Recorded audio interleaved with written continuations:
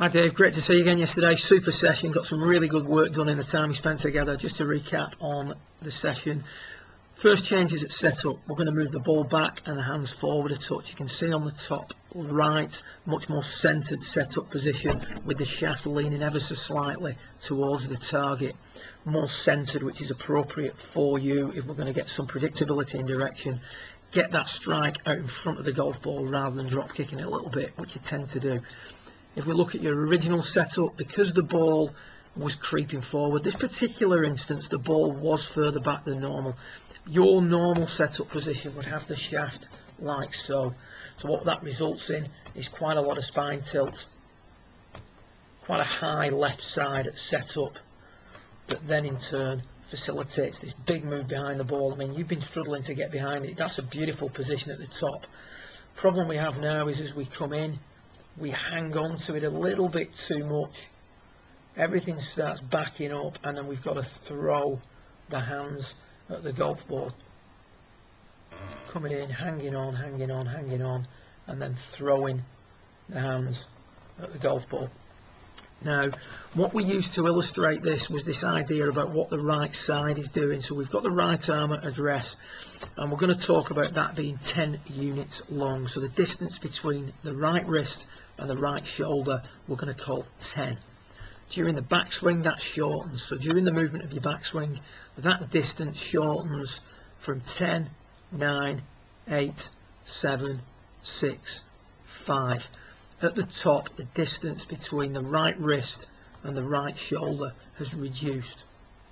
So it's gradually reduced on the way back. What you do now, or what you did do at the start of your lesson, was you hung on to that. So it's gone from 10 to 5. You're going to keep it 5, 5, 5, 5, 5, 5, 5, 5. You can see here now that distance hasn't changed, any distance between the right wrist and the right shoulder. You're still on 5, 5, 5. Now all of a sudden we've got to get rid of those angles. So the angles that we've created gradually, we're going to now have to try and get rid of very quickly. And what happens is the right shoulder stops, the club head speeds up, and that results in the club face closing down very quickly. From that position there, you've got a problem, because you're going to be hitting high pushes to the right or drop kick snap hooks to the left. Now if we look a little bit at what that arrives, the position we arrive at as we're coming into delivery, when we're hanging on it a little bit too much, the left arm is bisecting your body at your right hip. So you can see a left arm line is hitting you on your right hip, a sign that you've hung on to it a little bit too much. What we then got you working on was this drill, which allows you to get rid of those angles a little bit more gradually. Now we've made you aware of that distance being going from 10 to 5.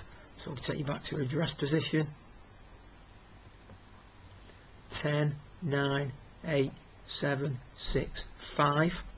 What we now want to do is gradually, as the body starts to move down and into the downswing, the right arm should be moving, or the right hand should be moving gradually away from the right shoulder. So we're going to go from 5, 6, 7, 8, 9, 10.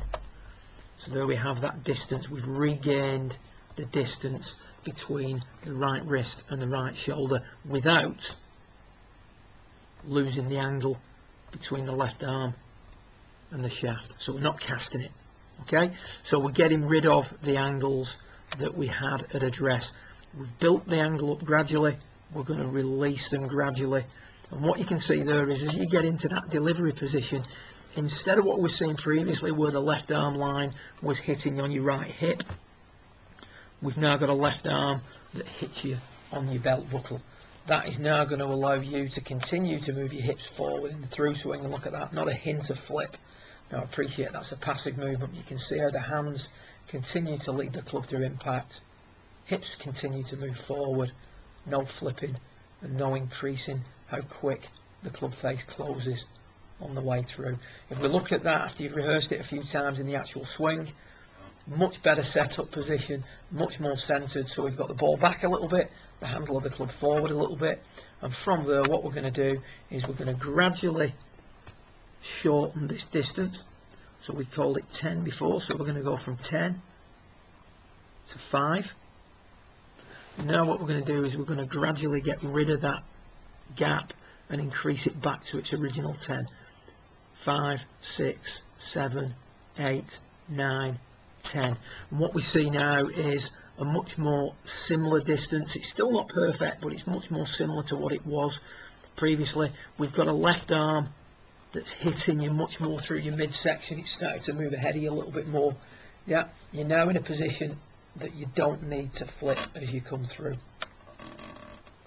You still flip because that's what you're conditioned to do. But what we've done in this session, Dave, is we've removed, or we're on the way to removing the need to flip the hands to impact, and that's the key thing. So you're going to build up that angle, you're going to create the angle, you're going to go from 10 to 5, and then from the top, beautiful position behind it there, you're going to move from 5, 6, 7, 8, 9, 10, bang, left arm through the midsection, through the belt buckle if you will. And if we just compare that to where you were previously on your original footage and your original swing, one of the things we highlighted was the difference in the movement of your belt. So as you're coming into impact, arm is much more out in front of you, much more across your body, moving more towards your belt buckle.